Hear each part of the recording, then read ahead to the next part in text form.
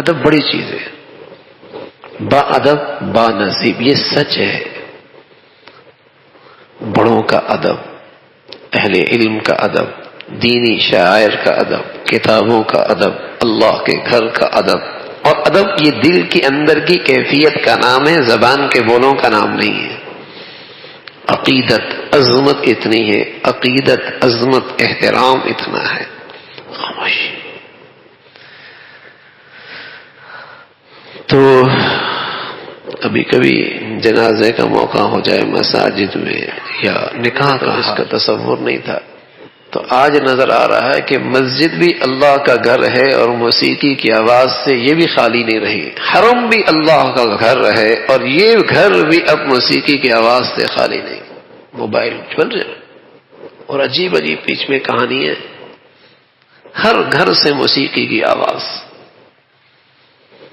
پہلے مسلمانوں کے گھروں کا شعار تھا، ہر گھر سے قرآن کی آواز آیا کرتے تھے. اور اب ہر گھر سے عظمت ختم ہو گئی، ادب ختم ہو گئی. پتہ ہی نہیں کہاں آئے، کہاں کھڑے.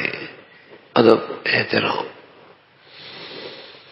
حالانکہ اللہ کے نبی صلی اللہ علیہ وسلم نے بتلایا، کوئی شخص اپنی ذات کی گم شدہ چیز کے لیے اعلان کرے مسجد میں کہ میری فلاں چیز گم ہو گئی ہے، تو اللہ کے نبی نے فرمایا کہ سننے والے اسے بد دعا دے دے کہ اللہ کرے تیرے کو یہ چیز کبھی نہ ملے.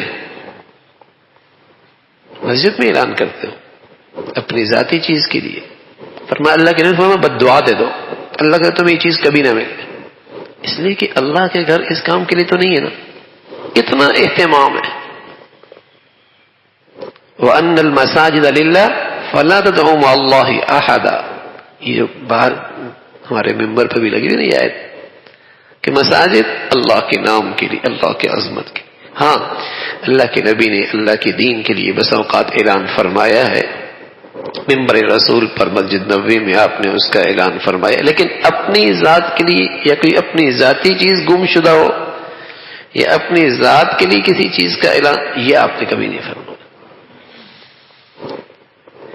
تو مساجد کی عظمت، احترام، ادب بڑی چیز ہے.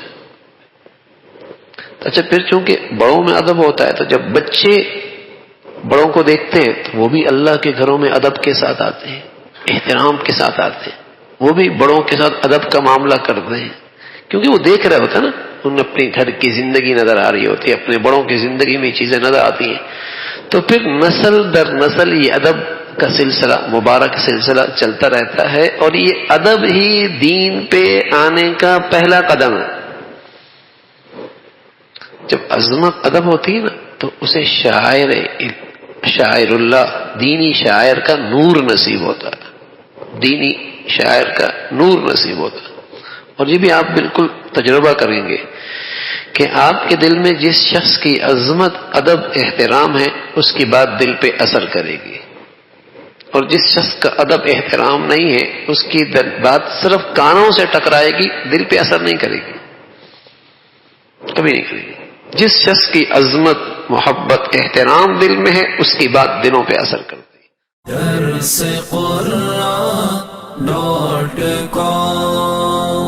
www.darsequran.com